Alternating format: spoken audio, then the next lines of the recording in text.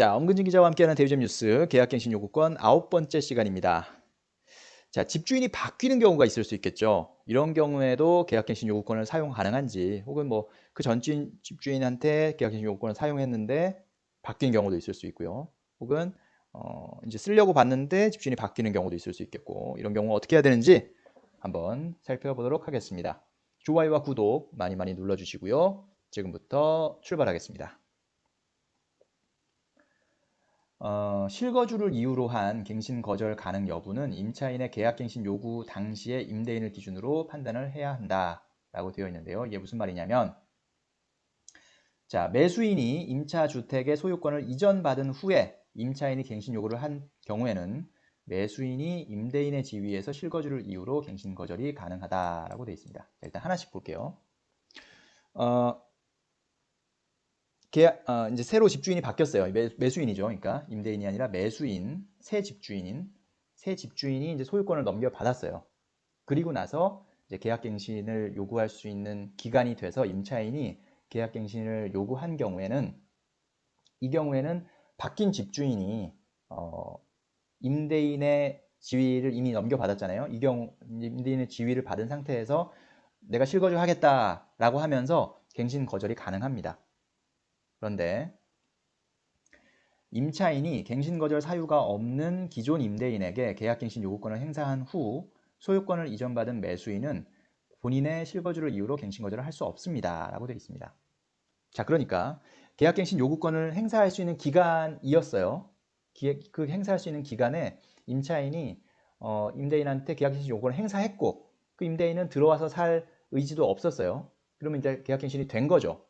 이런 상황에서 그 이후에 소유권을 이전받았다면, 만약에 새 집주인이, 바뀐 집주인이, 이런 경우에는 이 바뀐 집주인은 갱신 거절을 할 수 없다라는 거죠. 그러니까 임차인 입장에서는 먼저 계약갱신 요구권을 행사해서 그게 통과됐다면 그 뒤로는 집주인이 바뀌어도 걱정하지 않으셔도 된다라는 거고, 다만 그거는 계약갱신 요구권 행사 기간이 도래한 경우에는 그게 가능하겠죠. 도래하지 않고 아직 뭐 임대차 그 계약 기간이 뭐 1년 넘게 남아 있는데 나는 계약갱신 요건을 하겠습니다라고 해봤자 소용없는 거죠. 그 사이에 임대인은 다른 사람한테, 매수인한테 소유권을 넘겨주고, 그리고 그 사람이 새 바뀐 집주인이 소유권을 완전히 이전받은 후에 그 다음에는 이 바뀐 집주인한테 갱신 요구권을 청구해도 매수인은 실거주를 이유로 거절할 수 있다라는 뜻입니다. 이 부분이 좀 헷갈릴 수 있는데 한번 곰곰이 잘 생각을 해보셔야겠습니다.